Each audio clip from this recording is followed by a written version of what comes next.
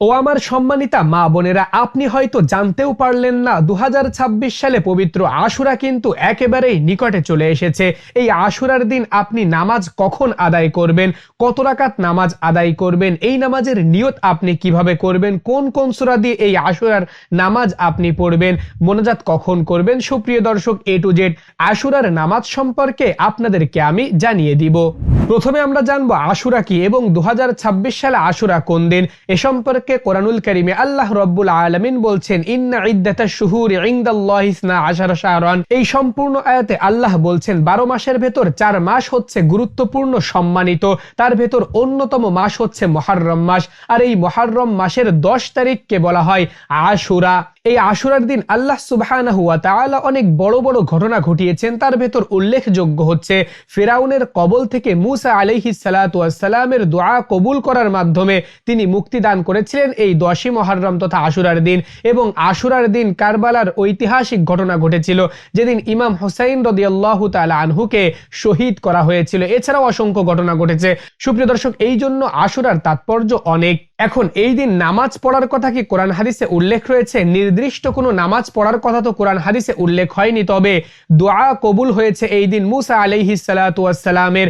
আপনার যদি কোনো মনোবাসনা থেকে থাকে, আপনি যদি বিপদ আপদের ভেতর নিপতিত থাকেন, তাহলে এই দিন দোয়া করতে পারেন। আর উত্তম দোয়া হচ্ছে নামাজের মাধ্যমে আল্লাহ রাব্বুল আলামিনের কাছে চাওয়া হয়, ওটাই হচ্ছে উত্তম দোয়া।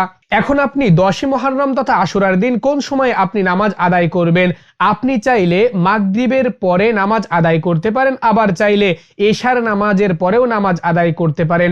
মাকরু এবং হারাম ওয়াক্ত বাদে যে কোনো সময় আপনি নামাজ আদায় করতে পারবেন। তবে আমার সাজেশন থাকবে এশার নামাজের পরে বিতির নামাজটাকে রেখে দিবেন, এরপর আপনার ইচ্ছা মতো আপনি নামাজ আদায় করবেন। কত রাকাত নামাজ আদায় করবেন? সুপ্রিয় দর্শক, 2 রাকাত করে, কারণ হাদিস শরীফে উল্লেখ রয়েছে সলাতুল লাইলি মাসনা মাসনা, রাতের নামাজ 2 রাকাত করে আদায় করতে হবে।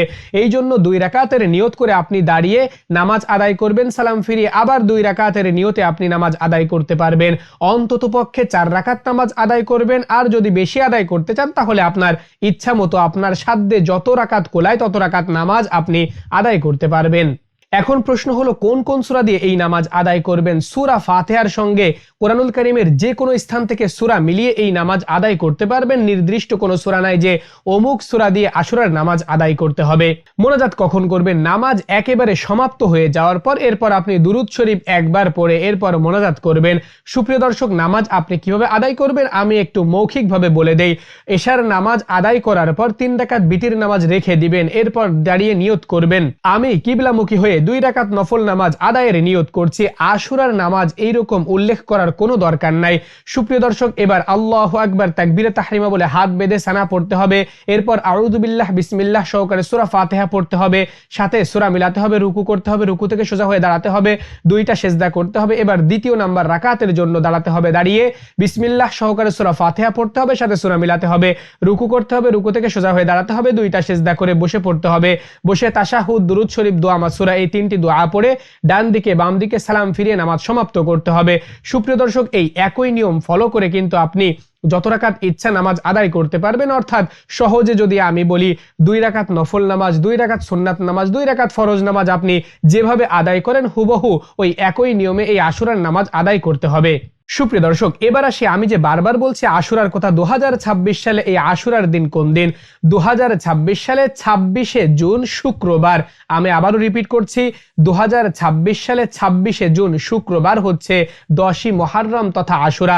এই দিন আপনি ইবাদত করবেন, নামাজ আদায় করতে পারবেন। এরপর নামাজ যখন একেবারে সমাপ্ত হয়ে যাবে, আল্লাহ রাব্বুল আলামিনের কাছে আপনার মনের যে চাওয়া পাওয়া রয়েছে, আপনি বিপদগ্রস্ত রয়েছেন আল্লাহর কাছে চাইবেন, আপনার বালা মুসিবত রয়েছে আল্লাহর কাছে চাইবেন, কারণ এই দিন আল্লাহ দোয়া কবুল করে থাকেন।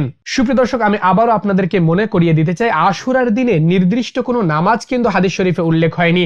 আমি যে নামাজ শিখিয়ে দিয়েছি এটা মূলত দোয়া কবুল করানোর জন্য বৃহৎ একটি মাধ্যম। সেই মাধ্যমের শুরু লগ্ন হচ্ছে নামাজের মাধ্যমে। নামাজ সমাপ্তির পর আল্লাহ রাব্বুল আলামিনের কাছে চাইতে হবে। সেই চাওয়ার প্রসেসটি এই নামাজের মাধ্যমে আমি বলে দিয়েছি।